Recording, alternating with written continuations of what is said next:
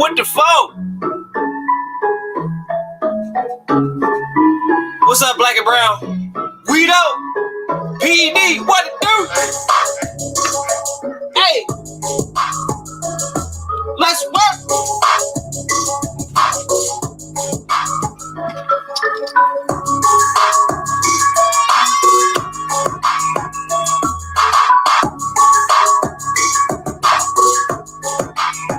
Let's get it.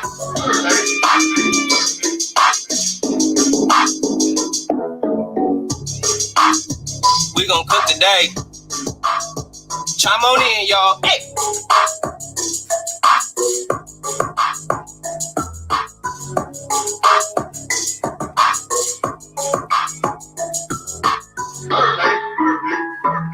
It's been a minute, y'all. Sorry for the wait. But y'all see it. Let's work. Chime on in, y'all.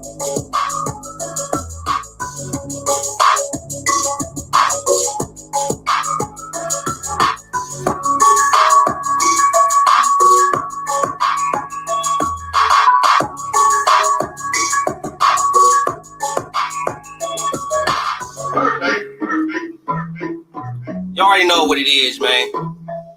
You see what you're doing, what the business is, man. You already know what's up, man. It's your boy DT3, the Boom Beezy. You feel me? What it do with the folk, man? Welcome to the stream, man. Box Talk 153, NBBC4EVA. Fuck the LDBC. You did. Yeah, I'm talking about. I've been watching. I see y'all. I've been watching your channels, and I ain't talking about the LDBC niggas. I ain't watching y'all niggas.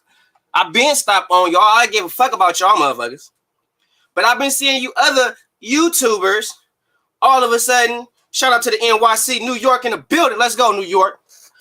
I see all y'all be trying to talk about these LDBC niggas and shit like that, right? And I hear y'all talking about, you know what I'm saying, how they toxic to the box community and all that. But they've been doing that shit. They've been having lack of integrity. They've been on that shit. So making videos about them for so you could get some clout is on some punk bitch shit, bro. They've been doing that. They've been being toxic to the box community. I want to send a special message to T Street Controversy. T Street, my nigga, I love your shit, bro. I love your channel. I love what you're doing on your shit. Real recognized, real game, recognized gang. You have a very big platform. And the best thing that you could do would be in one of the biggest platforms in the box community that's actually speaking on a non-biased level. What I believe you could do, because I ain't gonna tell you what you should do, because you're gonna do what the fuck you want to. But what you could do, you could help boost up these smaller YouTube channels that are actually trying to do some good in boxing, that you know are doing something, trying to do some good in boxing. Why ain't we talking about them? Stop talking about these bitch ass niggas, the LDBC. Stop talking about them niggas. They're bitches. You know yourself, T Street, them niggas is bitches. You already know they online saying one thing, then when you see them in person, they want to shake hands and be all friendly and cool and shit. Nah, nigga, keep that same bitch-ass energy you had on me when we was talking on YouTube, bitch. And I feel that, T Street. I feel that. I ain't shaking these niggas' hands and all that. I saw you streaming all that. I ain't doing none of that. Lisa Bell's in the building. What it do with the folk? What's up, Queen Lisa? So, this is how I feel. Instead of talking about the toxicity in boxing in the YouTube community, because it's only a group of motherfuckers, and that's the LDBC. That's it. So if we band together, like me, D-Jeff, Two Hands, you know, Myron, all of us, and I ain't saying on some NBBC shit. I'm just saying if we all band together, like when we was at our highest, I'm telling you when we was at our height in the non-biased, just being non-biased in the boxing YouTube community. Everybody was going to everybody live stream. When everybody was going to Black Horseman's channel to be on his live stream. When everybody was going to D Jefferson's channel to be on his live stream. People was coming to my channel. When we was all coming together, we was more of a threat to them motherfuckers doing that than talking about it. Straight up. So all this shit about us talking about them, trying to shit on them, we do more for them doing that than just coming together and keeping their true authenticity and integrity of in the sport of boxing. We are better off just banding together. But y'all motherfuckers got egos too. Y'all motherfuckers don't want to band together. Y'all don't want to really click up and really be a unit against all the fraudulent bullshit in boxing, the boxing egos who still think Deontay Wilder is pound for pound. You a bitch ass nigga, the ego. Straight bitch. Straight bitch. A slant cock eye fuck. You been on some bitch made shit. You a disgrace to the V. Straight up. Still waiting to see your bitch ass in the V. I work in the V, by the way, so I'm waiting to see your whole ass in the V. But I forgot, you ain't welcome in the hood no more. You on some bitch made shit. I got you. But to be real, if I want to be a real threat to those particular individuals, all I got to do is just make videos about them. Every time they make a video saying dumb shit, just make another video. What's up, Toby? Make another video about that shit. And I'm going to get views, get subscribers from the UK to Poland to all over the fucking world. Because the biggest threat to the LDBC is numbers. Not making videos about them, numbers. Because even when I was talking shit about them, I was 2,000 subs in. I was saying my little shit about them, and it was making enough noise to where BFTV had even spoke up on me on a particular live stream. 78 Sports TV had an issue with Dante's Boxing Nation for speaking up for the fraudulent shit in boxing. And guess what 78 do? Oh, come on, brother. We brothers. No, bitch ass 78. You mad because Dante got a fucking platform. He got a platform. And you can't stand to have somebody with a big enough platform or a bigger platform than you shitting on you. You can't have that. So you're nervous. So what y'all really don't want is black men like myself, like Dante's Boxing Nation, even like a D-Jeff, like real boxing black analysts that's really gonna hold y'all accountable for the bullshit that y'all own.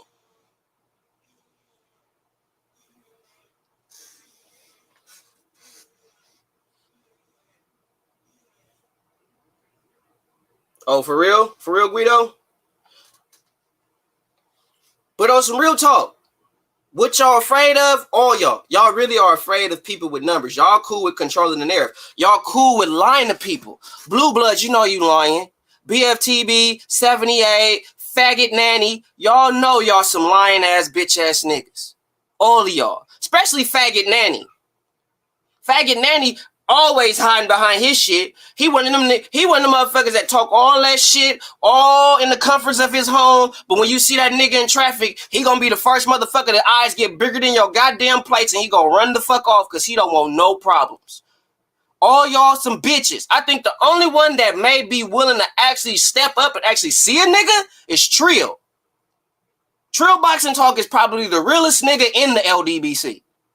For real shit. Out of all the ones that's in the LDBC, Trill is the only one that I can honestly say have said some real shit. And I was like, bro, you actually on some real shit with this one. If y'all was on this more often, I'd fuck with you. But other than that, the rest of them niggas, bitches. Shout out Trill Boxing Talk. You the only one out that whole group I respect, aside from my bad. Damn it, I forgot my nigga D Hodges. Trill Boxing Talk and D Hodges is the realest niggas I know in the LDBC. Only ones. I ain't came across Blood Boxing.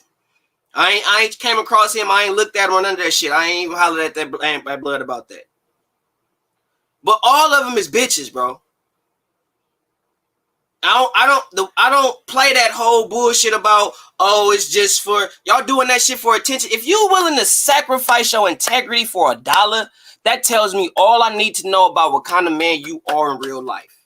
If you willing to compromise who you are for $1, I'm not finna do that shit.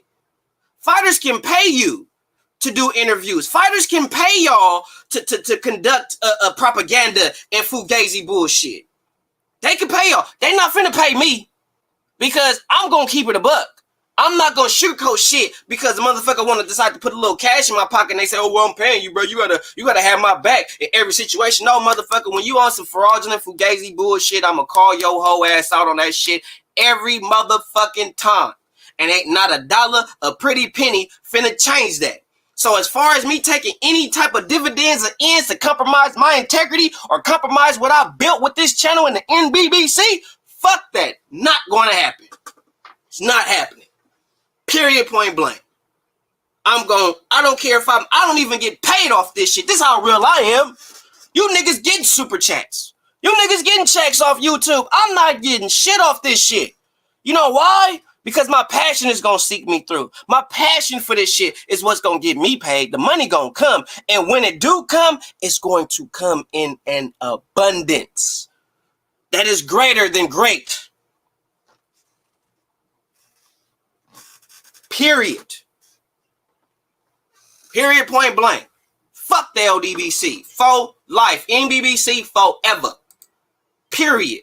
You don't like it? Fuck you too. Fuck them niggas. Anything you represent, only two people I actually have some sense of respect in that shit. D Hodges and Trill Boxing Talk. Other than that, fuck the rest of you motherfuckers.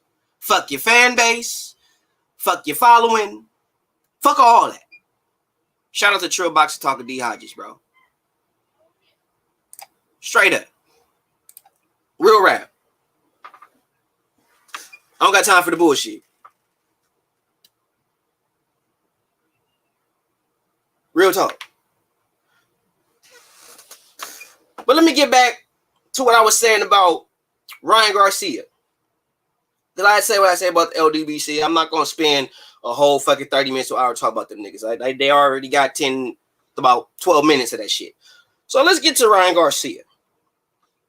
Now, Ryan Garcia is a good fighter. He decent.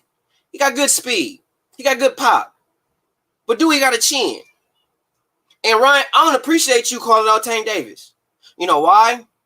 Tank Davis ain't a 35-pounder. Tank Davis is a 130-pounder. He's not a 35er. He's a 130. Feel me? And you want somebody, you trying to call out somebody in a lower weight class. Why you ain't calling out nobody at 140?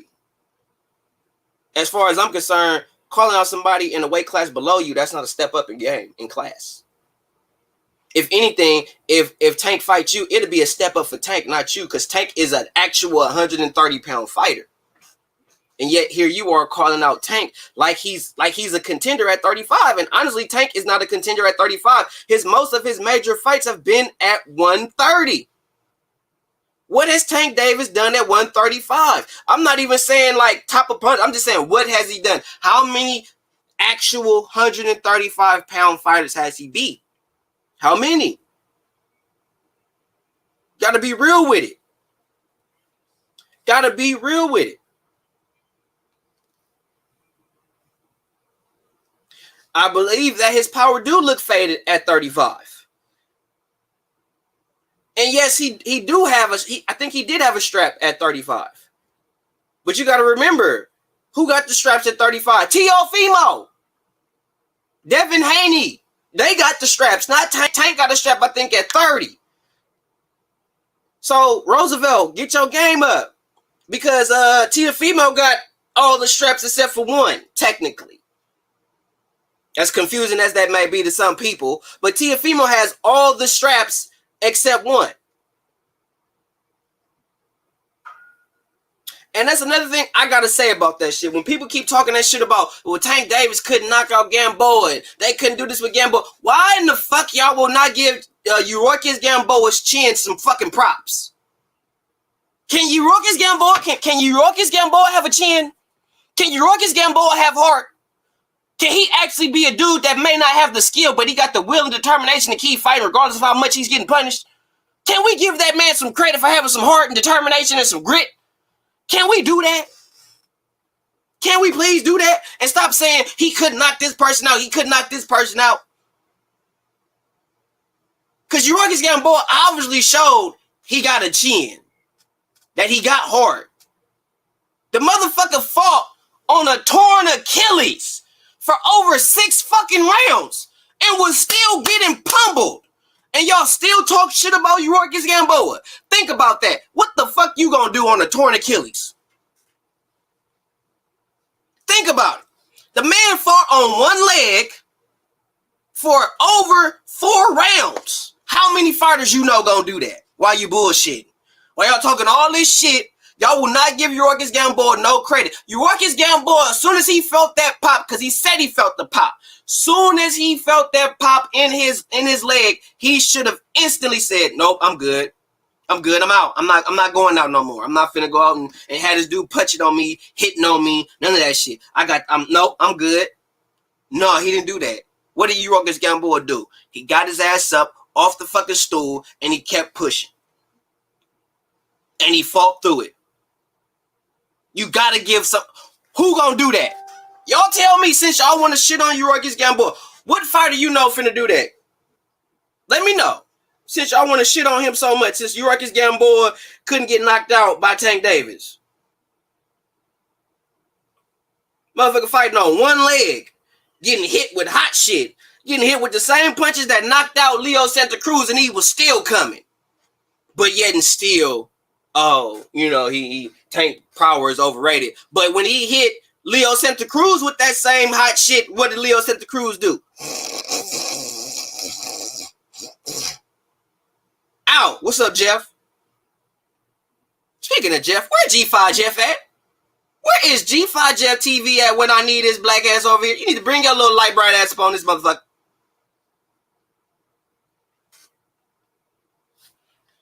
That's what I'm saying. That's all I'm saying. I'm not saying Gamboa is like some elite top caliber fighter. I'm just saying for a dude, any dude, I don't care who he is, for a guy to tear his Achilles in the fight, and he knew he tore his Achilles. He knew when he was sitting on the stool that his Achilles was fucked up, and he still said, you know what? I'm gonna still keep fighting this dude. I still think I could catch this dude. I still think I could beat this dude. I still think I got him. And he still fought. He got stopped in the 12th. Most fighters would have stopped as soon as they tore their Achilles, fight's over.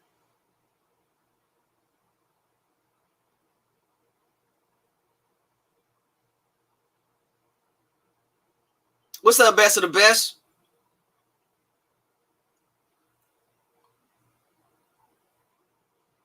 Right. David Haye fought with an injury. It's not too many fighters that will still fight with an injury while they're in the fight. Very few. Very few. So please give Ruckus Gamboa his props. But Ryan, I think you need to fight somebody like a Lomachenko. Even though Lomachenko gonna box circles around your whole ass, but you should fight Lomachenko. Lomachenko is a established 135 pounder. I don't think you should fight Richard Coleman. I think you'll get Coleman. In the later rounds, I think you'll get him. I also think Coleman probably will put you on your ass because he do got natural power. But I think your speed, your aggression, your quick twitch will overrule over time, and you would get Coleman. But I do think you need to step up in competition. Calling out Tank Davis is a 130 pounder. I don't feel that. You a 35 pounder. You are a champion at 35. You need to be focusing on Devin Haney instead of trying to be friends with the motherfucker. Because I see you, Ryan. I like that guy. I like him. He's cool. You cool with Devin. You don't got that energy for Devin like you do for Tank Davis. So you don't want the Devin Haney fight. If you fight Devin Haney, it'll literally be by default. Just because you are, in a sense, number one for the belt, in line for it. But you can't beat Teofimo. You don't got it for Teofimo. You know what I mean? You ain't calling out Teofimo. Teofimo is the guy at 35. Who is the most accomplished guy at 35 right now? Teofimo Lopez. Teofimo got everything right now. But you calling out Tank Davis. And the person that you should be looking to be the man at 35 is Teofimo.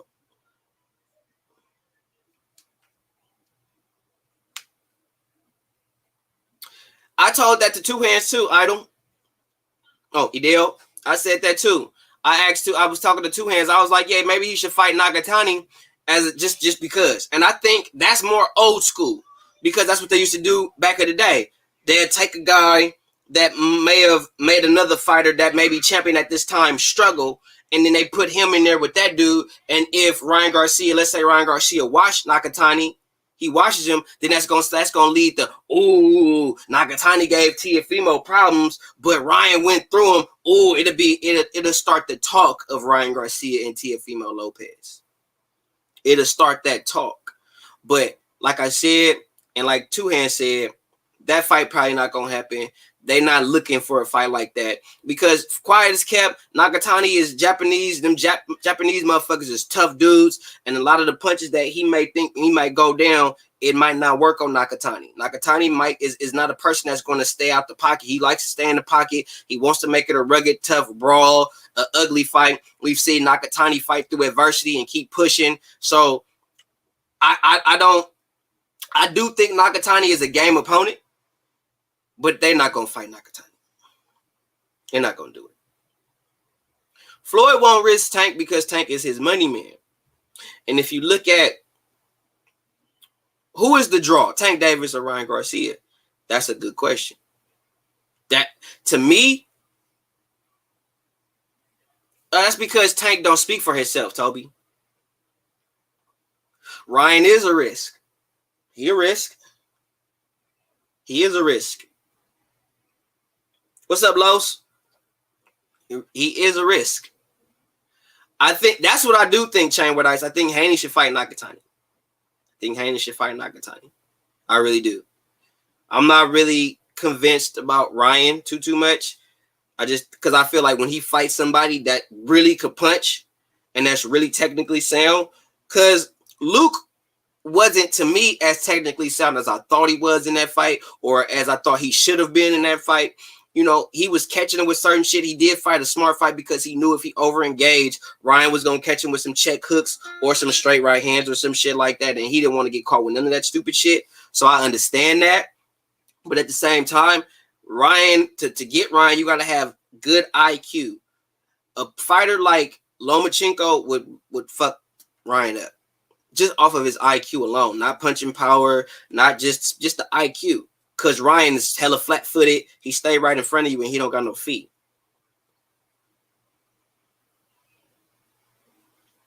This is what I'm saying. I never said that Ryan Garcia could beat Tank. Never said that just now. I'm saying he shouldn't be calling out Tank Davis, who is a 130-pounder, and Ryan Garcia is a 35-pounder.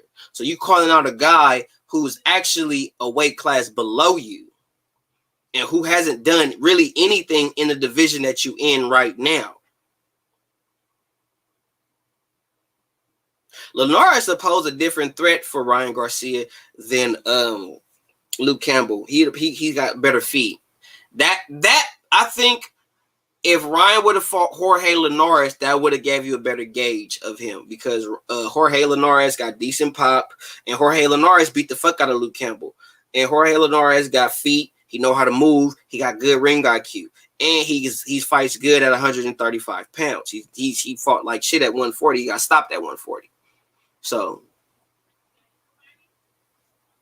you have a point, but at the same time, Ryan do have a following, and when he has a fight, and you keep saying he IG famous, and I understand that, but if you IG famous and you a fighter. And you got all these people, most of these people come to your fights. When you have a fight and you start promoting it on your page, guess what's going to happen? Most of your followers is going to end up coming to your fights.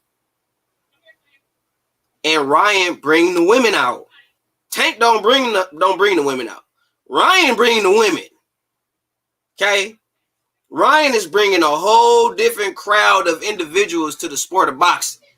He's bringing the IG models. He's bringing the boy band girl group, all that shit. Ryan sell. He do. Tank sell in the hood. Tank sell on the block. That's how Tank sell. Ryan sells through social media. He's promoting himself very well. His promotional team is promoting him very well. Ryan is doing very well promotional-wise, and he did most of his promotion by himself with no help. Tank need help. Ryan don't need no fucking help. Ryan don't need no help.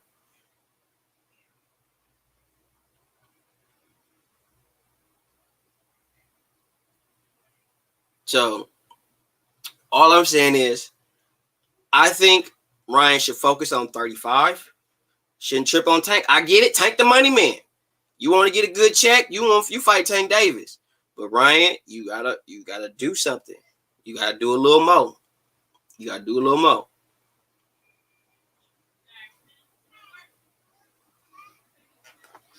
Ryan is gonna be the golden boy of Golden Boy. Period.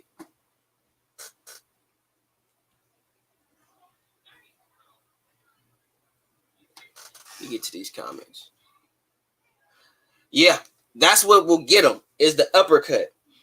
That's exactly what'll get him. That's what'll get him, Bunker. It'll be that uppercut. And then with Tank Davis being a southpaw will pose a lot of problems because he's going to have to angle off a lot.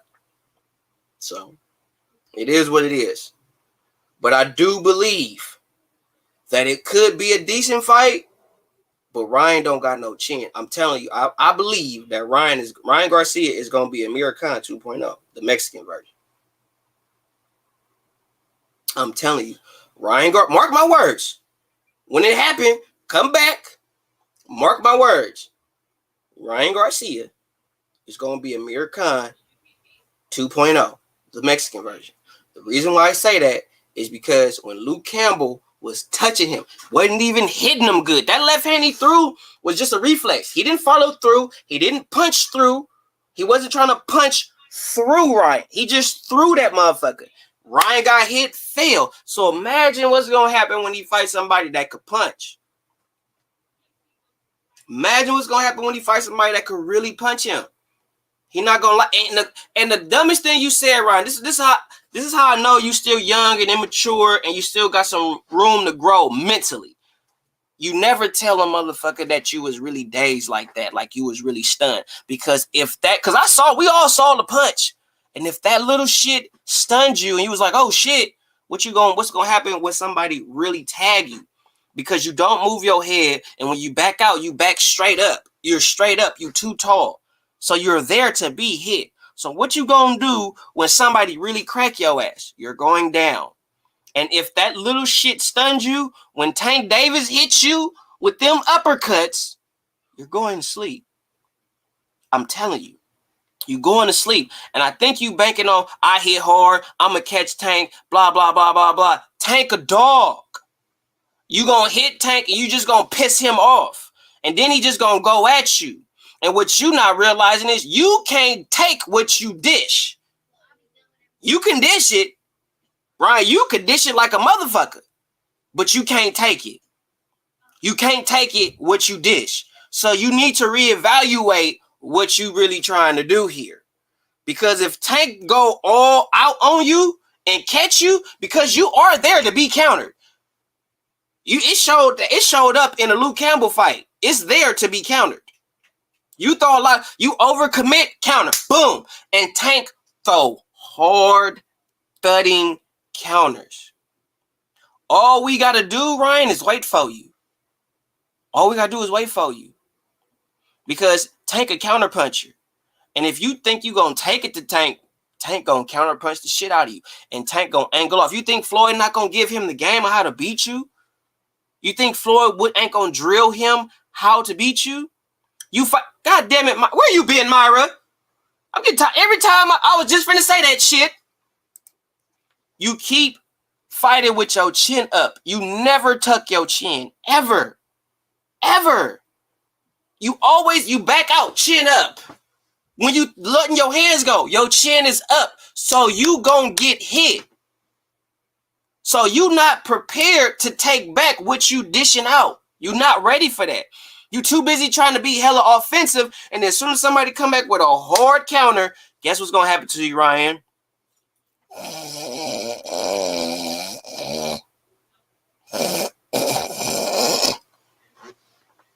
That's gonna be you, bro. That's gonna be you. You're not ready for the likes of the Teofimo Lopez's. You're not ready for the Tank Davises of the world. You're not ready. You're not ready. You owe some Fugazi BS, bro. And the way I'm feeling pertaining to you right now, based on what I just seen, bro, you looking like Amir Khan 2.0, Mexican style. You looking like one of those dudes that as soon as somebody tap your ass on the chin, your knees is finna buckle. Because You keep saying, oh, what we gonna do when he fights somebody? Oh, we see him fight through adversity. No. Ryan wasn't hurt. When has Ryan been hurt yet? Ryan ain't been hurt yet. He got knocked down, got back up. Okay, I'm not impressed by that. He got caught. Every fighter get caught sooner or later. I want to see how he responds when he get hurt. I want to see it that's real adversity. And it's not the shit on him winning. I don't knock him for beating Luke Campbell. Luke Campbell is a game guy. But what I'm saying is you giving him too much. You're giving him too much. Ryan got a lot of holes in his game that he need to fix. Oh, yeah. He'll beat the fuck out of Rolly. Fuck Rolly up. Y'all seen, if you ain't seen the video, Rolly Romero is a bitch. You need to go see that shit. Because Rolly, you gonna get your ass whooped by Ryan Garcia all day long. Hold up. We got some facts in here. Hold on. Tank fought Leo Santa Cruz, who was taller and had more reach than him. And because of that, he was getting hit flush consistently. Ryan just proved his power is legit. And he is taller and lengthier than LSC. Let me tell you something. What you are right about is the length, and he was catching him. What you are discrediting is when Tank went back to the drawing board. Tank learned from that. And that's something that a lot of you fans don't realize. A lot of fighters, some fighters, not many, but there are fighters that learn from their mistakes. And what I saw from Tank, when he had that fight, what did Tank do? He took his ass right back to the gym. Tank don't never go back to the gym after a fight. That motherfucker start going to Sonic and shit and start fucking bitches and shit. He don't go back to training. So what Tank did was said, okay, I shouldn't have took that punishment. Floyd Mayweather told him, you shouldn't have took that much punishment in that fight. You took too much. You need to be more defensively sound. So you don't think Tank Davis, as we speak, is working on some sense of defense to prepare him for his next opponent? You got to be real with it.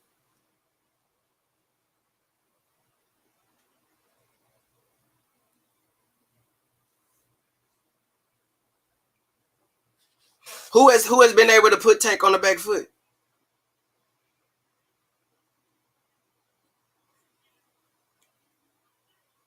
Who has been able to keep him on the back foot? What's up, Raider? Raiders.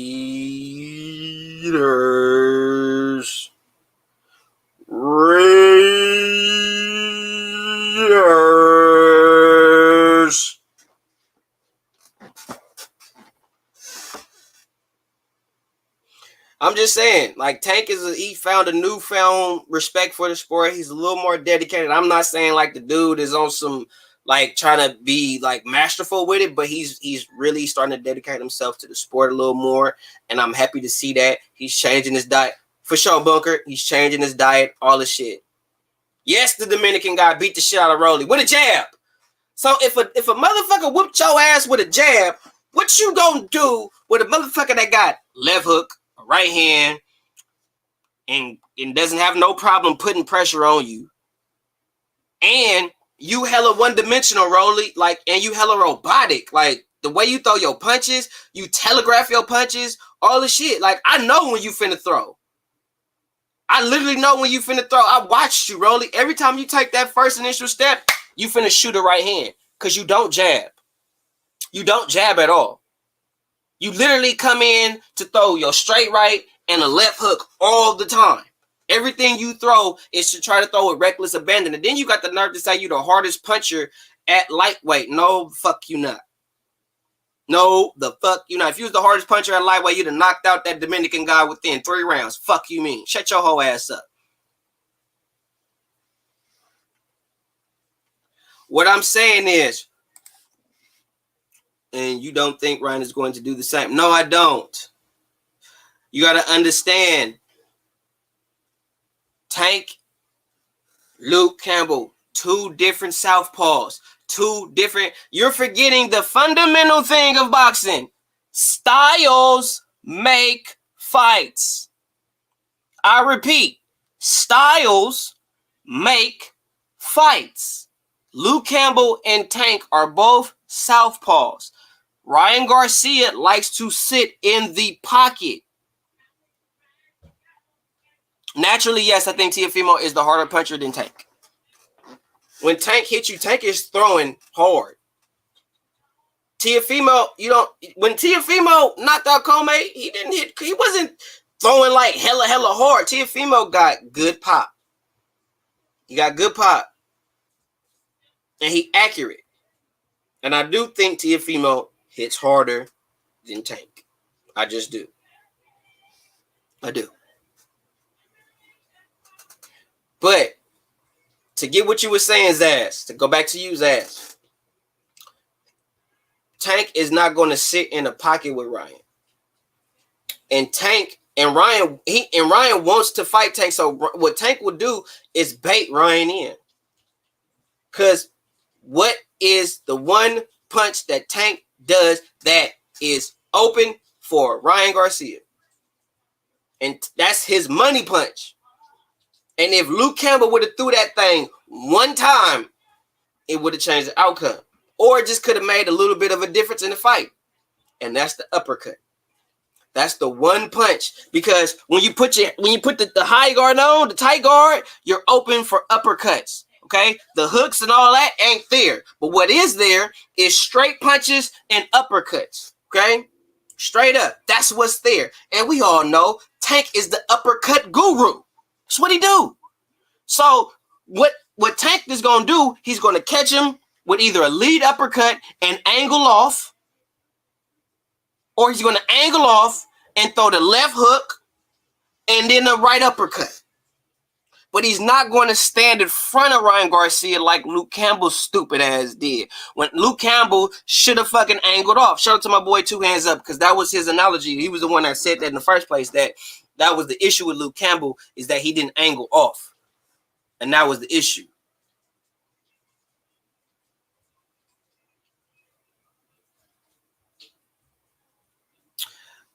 You don't, okay, I'm not convinced Tank or AB have found a new dedication for boxing just because they're in the gym and not the strip club. Well, what do they got to do, Toby, for you to feel that they have a newfound love for the sport, or they taking the shit serious? If them going to the gym and them being in the gym and them training and getting in shape and really preparing themselves for a fight, and they don't have a fight set up, but they still in the gym working, homing their craft, if that's not enough to make you believe that they want to do something good in the sport of boxing, then nothing they could do will ever be good enough. If they said, I don't want to go to the strip club, I want to focus on my career, and if that's not good enough, then what is good? What will be good enough?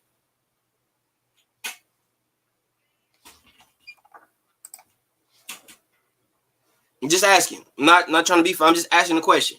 Like, what will be good enough for you if that's not? Or what would convince you? So you say you're not convinced. What would convince you? Because I'm convinced. Because they ain't never done it.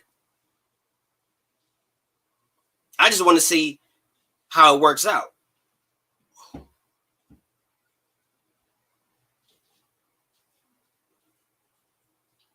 It's all good, Pigeon.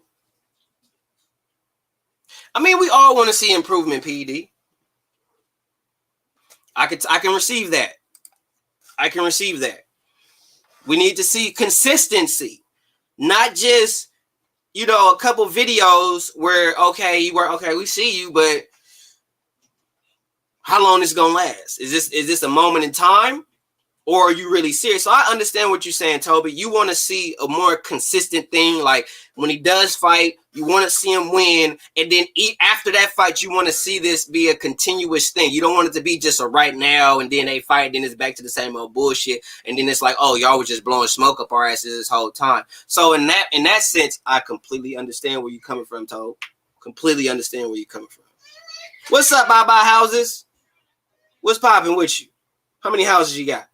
I've been meaning to ask you that, by the way.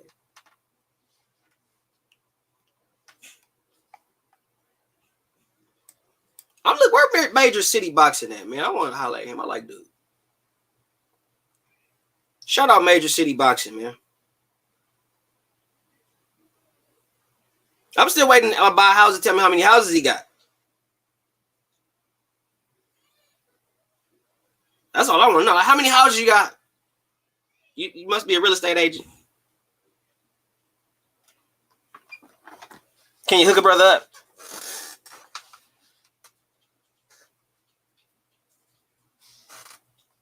Real rap. Yeah, Pigeon is funny as hell. Funny guy. You got 42 rentals? Where at? Might have to come holler at you. My wife want a house.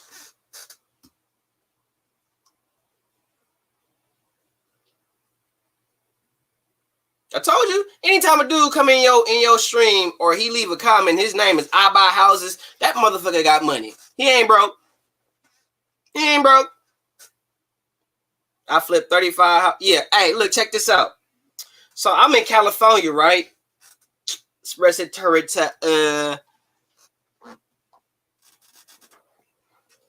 I'm trying to figure out how can we work something out. How can we work something out? Jeff said, let me get a loan. Shoot. Respect to I Buy Houses, man.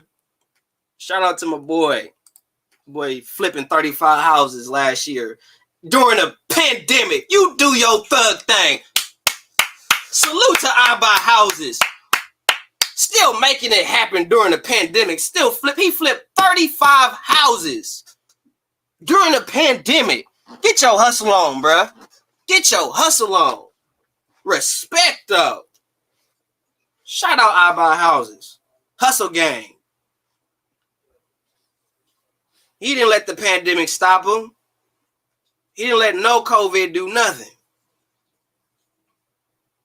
Yeah, you got to have at least like a meal ticket or more to get something decent out here. 800,000 will get you a good 1-bedroom, 2-bedroom, 1-story house. It'll get you something decent, but you'll be way in a fucked up area. Because my wife was talking about moving to Sac, but how you from Cali and you have no connections where you're from, bro? We're going to talk. We're going to have to have a rap, bro. Hit my email. I'm going to have to shoot you my email one time, bro. We're going to have a rap. We're going to have a rap outside this YouTube shit. Yeah, I Buy Houses is COVID proof. That man was like, fuck COVID. I'm finna flip these houses, man. COVID ain't finna stop my money. Pigeon, you need to get the fuck out. Oh, my fault. I read it wrong. My bad. I read that wrong. For sure. You looking for your second house? God damn.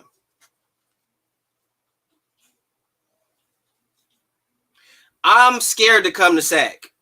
Nigga, I'm too scared to come to Sac. As long as we dealing with this pandemic and impossible war with China and all that shit, bro, I'm not trying to live in no major city right now. I'm too scared of nuclear war. I'll be real with you. I got to think about my babies, and I'm too nervous about nuclear war. Period. But Pigeon, get your ass out the house. Go get a job. Go get a job and get the fuck out your parents' house. I left my mama's house at 30. Because I would have still been living with my mama. I said, F that. I got to go. I packed all my shit up. Packed everything. Everything I owned. Put it in my little ass 1996 Honda Civic. And I drove all the way across the country to Minnesota. Minneapolis, Minnesota. And I made a life there. And then my wife came and snatched me and brought me back to California. Then I started having babies. I got you. I Buy Houses, bro. I got you. Because my wife want a house, bro. And I got to get my wife a house. Got to get her a house. You know, we got a family of 5, man. Got to get my wife a house. For sure, for sure. What did y'all think of that Ioka Tanaka fight? Let's get back to boxing real quick before I dip up out of here. What did y'all think of the Tanaka and Ioka fight? You divorced 20 years? Damn. Damn, dog. Sad. That Tanaka Ioka fight was so beautiful to me. I love seeing Japanese fighters fight because they're not afraid to get hit. I ain't fucking with Frisco. Frisco, you need like damn near 2.5 just to get a 1-bedroom in Frisco. And it ain't gonna be but it's about as big as your living room.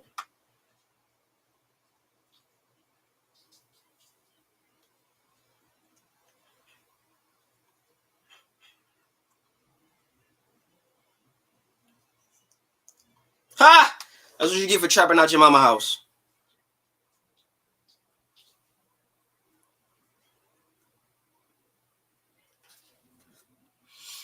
I think the Japanese fighters don't get the proper respect they deserve. I think a lot of foreign fighters don't get the proper respect they deserve because they foreign fighters. And I think American fighters are spoiled by the way the media is portrayed out here in America and how everything is done in America. And I feel like a lot of athletes, American athletes, are spoiled, and they need to have a little more respect for the sport that they are a part of, especially boxers. I'm very disappointed in boxing because when I look at Muay Thai and I look at kickboxing, I look at all these great Hall of Fame kickboxers and MMA fighters and how they just fight each other. It ain't about money. It's, you know what I'm saying? And these dudes ain't broke. It's not like they broke. You know what I'm saying? You know, and it bothered me because it's just like, you American fighters, y'all punks, y'all cowards. Errol Spence, you a coward. You won't fight Terrence Crawford. You ain't finna fight him, and you ain't even finna take your career in your own hands. And if you don't fight Terrence Crawford, Errol Spence, you a coward. There's no real, he hasn't shown that he's not going to fight, even though he said out his own mouth, because people giving me flack for that that Terrence ain't a part of the discussion. And I already said that Errol Spence and Terrence Crawford is not going to happen. And I really feel like, Errol, you a coward for that shit. You a coward. Because you already showed that Terrence Crawford wasn't a part of the plan before the accident. And I was really irritated when people was entertaining that shit because there was no reason to entertain it. Because everybody knew that the fight wasn't going to fucking happen. It was all talk. And now you got Sean Porter pricing himself out. Sean Porter ain't never priced himself out, ever. Ever. Bruh, when you was WBC world champ, bro, you was WBC world champion. You was the champion, right? When you fought Errol Spence, you took $2 million as champ. You took $2 million as champ. Then, when you offered, what's up, LaRon? What's up, Dragon Leg? What's up, Roy? Then, when you offered $1 million in a sense to exercise your right as #1 contender to WBO, you turn it down. You turn that down. You ain't never turned down no smoke. You've came forth many times and said, I ain't turned down no smoke. I don't turn down no smoke. I fight everybody. So why would you turn down that $1 million? Because you really don't want to fight Terrence. None of y'all do. Andre Ward said the most profound thing. When fighters want to fight each other, they will fight. The only reason why these fighters are not fighting each other is because the fighters don't want the fight, or the promotional team don't want that fight because they're afraid that they're going to end up on the short end of the stick. Bottom line, PBC fighters are not about to relinquish any control or any dominion that they have over their fighters. They're not going to do it. They're not going to give it up to Top Rank. They're not going to give it up to the Zone. PBC, they want to run boxing. They want to control it. So they want to dictate. They don't want to they're taking, honestly, Al, I appreciate you looking out for black fighters, but you fucking up the integrity of the sport of boxing looking out for bitch niggas. It's the hurt business, bro. That's what you in, bro. And if you got guys that's not willing to put themselves in harm's way to show who they really are, they in the wrong business. And so are you. Because what it's looking like, y'all finna pitter-pat y'all way to greatness. Y'all gonna pitter-pat. And this is what I feel was gonna happen. This is what I feel is gonna happen. Errol Spence is gonna vacate his belts sooner or later and end up fighting for an IBF belt at 154. And he's either gonna find a fight for a vacant belt at 54. All the shit. I know it's $2 million plus plus the pay-per-view split. But at the same time, he still that fight. You think that fight not gonna be a pay-per-view fight? You don't think that fight gonna do numbers? You don't think people want to see Sean Porter fight Terrence Crawford? You think people don't want to see that?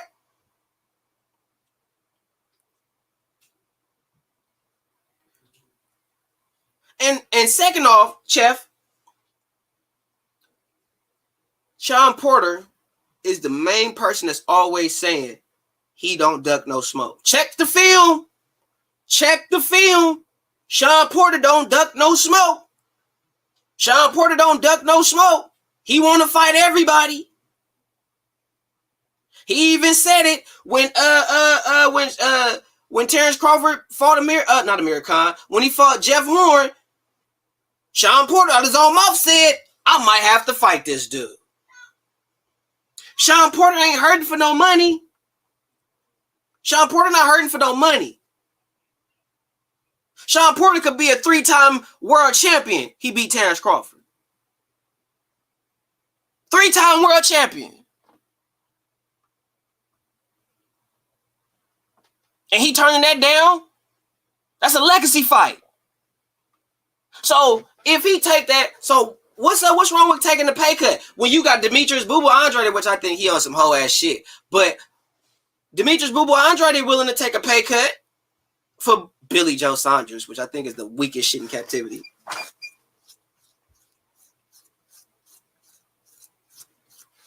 But guess what? It's gonna be on ESPN Plus. It's not gonna be on ESPN.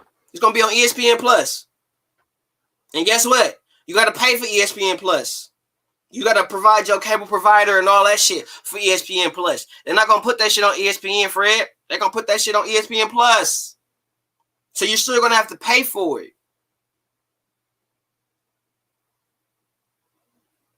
Of course, Porter not beating Bud. A lot of these dudes ain't beating Bud. That's why they not fighting him. Hell, Jamal Charlo ain't finna fight Canelo. He too busy blowing smoke up everybody's ass too. The only person that's really looking like they gonna do something in boxing is Jermell, and that's at 54. And Jermell is gonna become undisputed at 54, the first undisputed champion at 54 since Winky Wright. Jermell gonna move up to 60. Jamal gonna move up to 68, quote unquote, claiming he chasing Canelo. Earl Spence is gonna vacate his belts at 47. And then move up and fight for a vacant belt at 54 prior to IBF or the WBC, because it's all PBC controlled in that section. So he's gonna move up, fight for a vacant belt, win that, and then he's gonna be what, a 3-time, 2 division. They just gonna hype him up.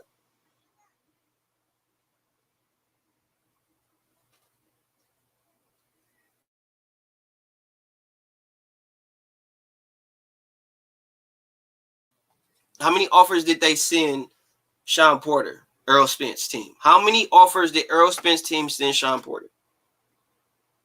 How many?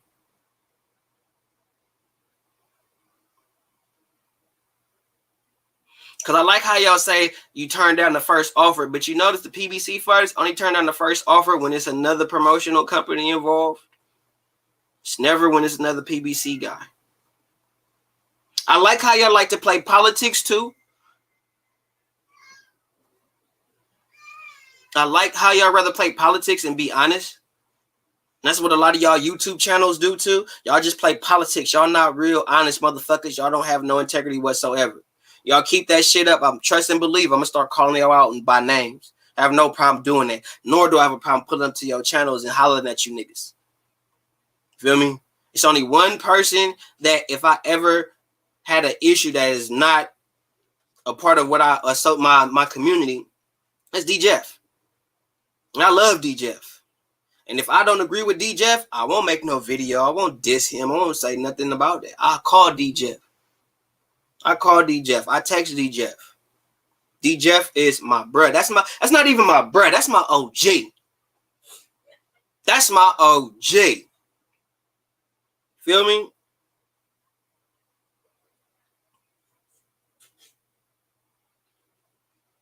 They do got a plan for the Charlos. They got a plan out the ass for the Charlos. Let me tell you something, Alex.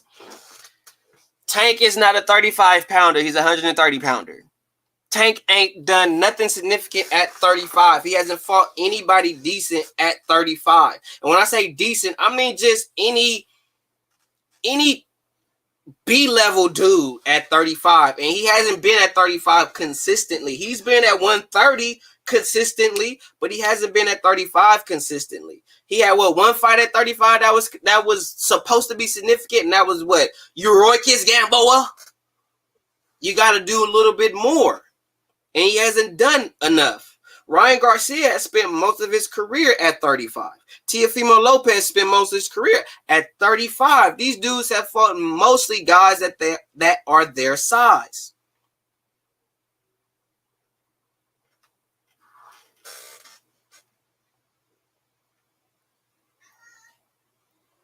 For sure, eyebrow houses.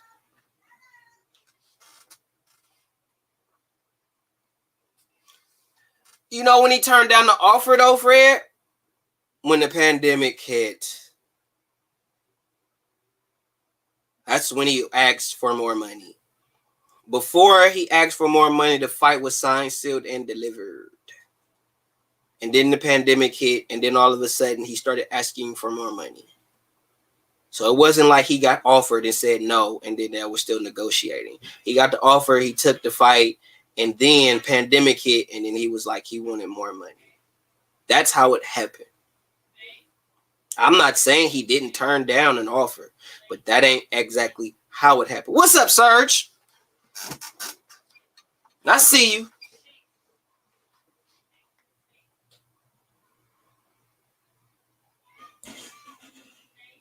But a lot of these fighters say they get lowballed.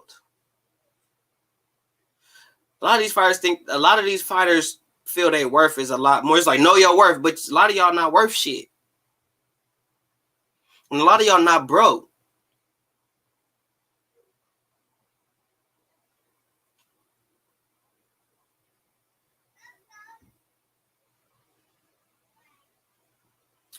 Triple G, the only reason why they're saying Triple G is better than Marvin Hagler is because of the title defenses.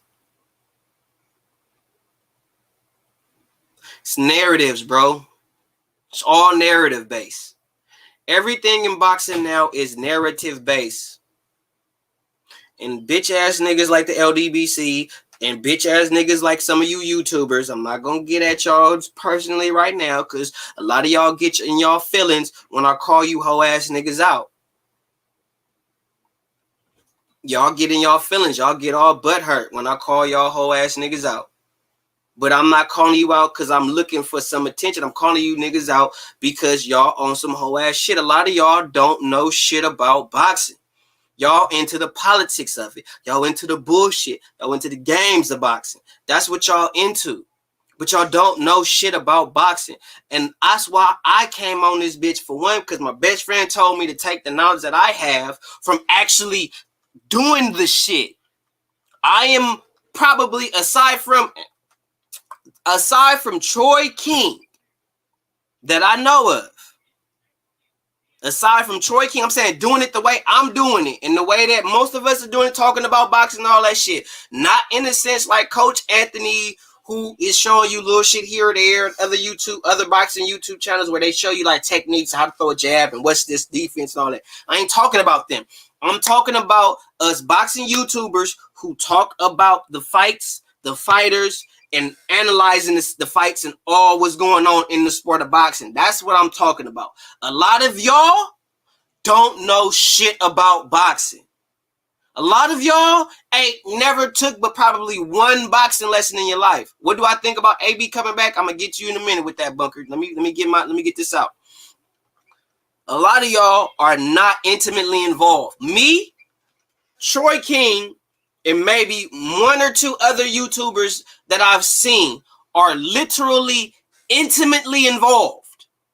So when we telling you shit, we're not telling you because we want to paint a narrative. We telling you because, motherfucker, we know better. We know what that is. So when I tell you Ryan Garcia might be Amir Khan 2.0, it's not the shit on Amir Khan. It's not the shit on Amir Khan or the shit on Ryan Garcia. At all. It's to say that if you touch Ryan Garcia the right way on the chin, bro, he probably gonna fold. He probably is that dude that got fast hands, good quick twitch, good pop, all the shit. But when you pop his ass back, that nigga buckling.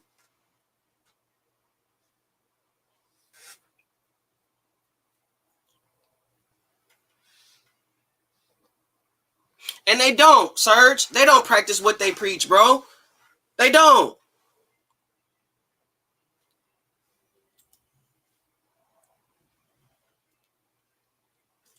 I'm not going to rip up Porter too much because Porter is still a dog in his own right. But I've never seen Porter turn down no smoke, though. I mean, if, and this is what I feel. Look, check this out. Boo Boo Andrade, you a sucker. Because you wasn't to take a pay cut to fight Billy Ho Saunders, but you wasn't trying to take no pay cut to fight Jamal Charlo or Jamel Charlo. You wasn't willing to take no pay cut to fight them. You wasn't willing to go across the street over there to fight them, but you willing to break your neck and go through all these loops and fire hoops for Billy Ho Saunders? I was advocating for you for so long, Andrade. D. Jeff, what's his Unbiased, all them was ripping you up, Andrade. And I was trying to vouch for you. I was trying to look out for you, say, oh no, you're too hard on my dude. You know, they ducking him and all that shit. And they was ripping you. Ripping you up. And then when I saw you willing to take a pay cut for Billy Ho, I'm like, bruh, Billy Ho? You willing to take a pay cut for Billy Ho? Fuck out of here, bro. Somebody wants some attention. What you want, bro? What you want? I got a little time. What you want, bro?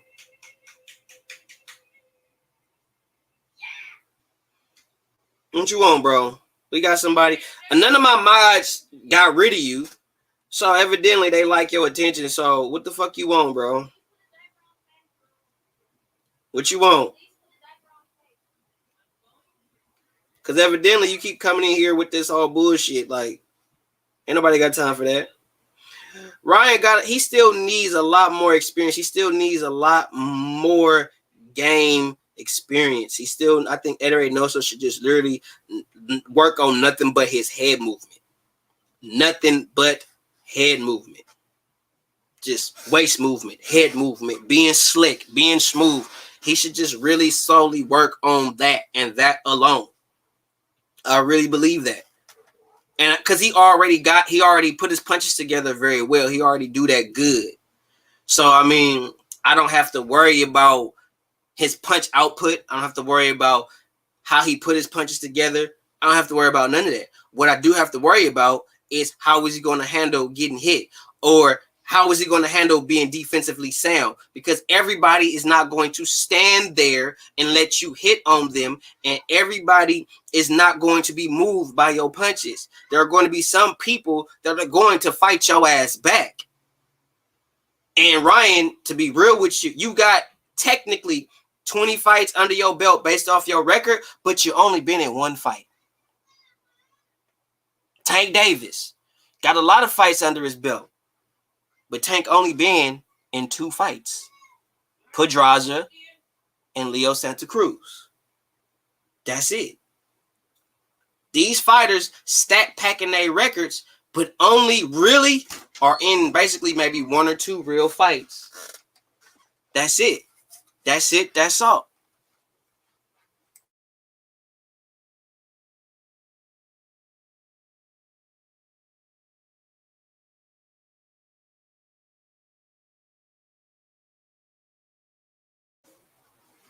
Okay. No, I will get you. Keep your booty.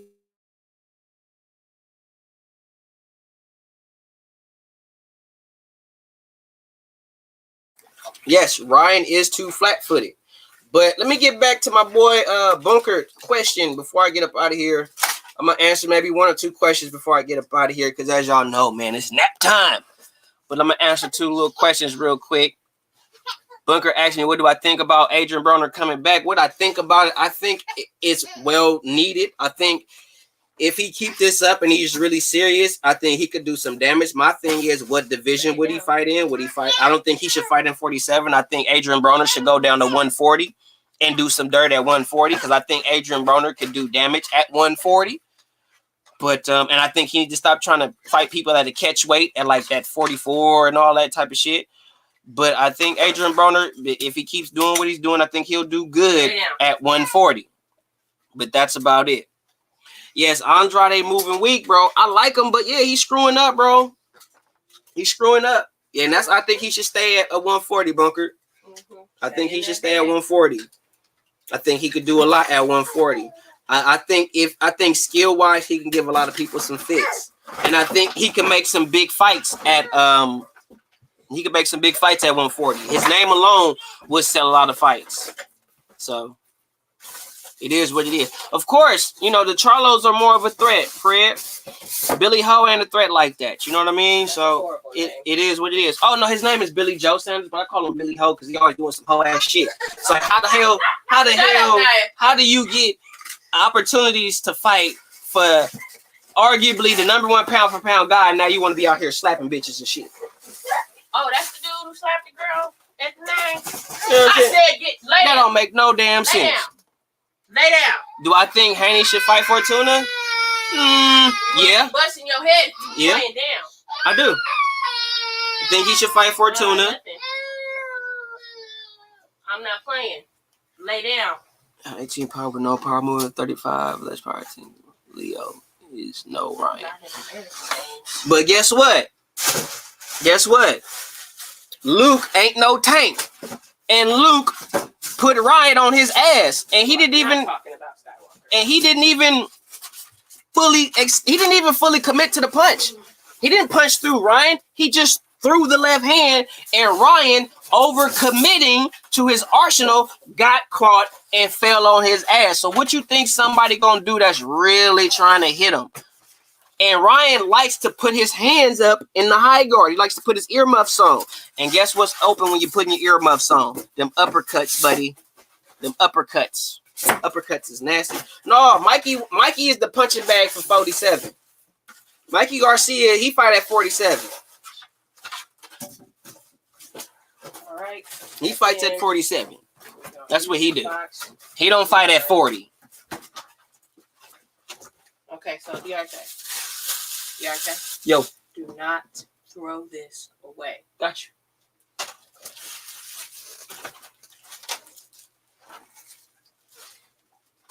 Do not.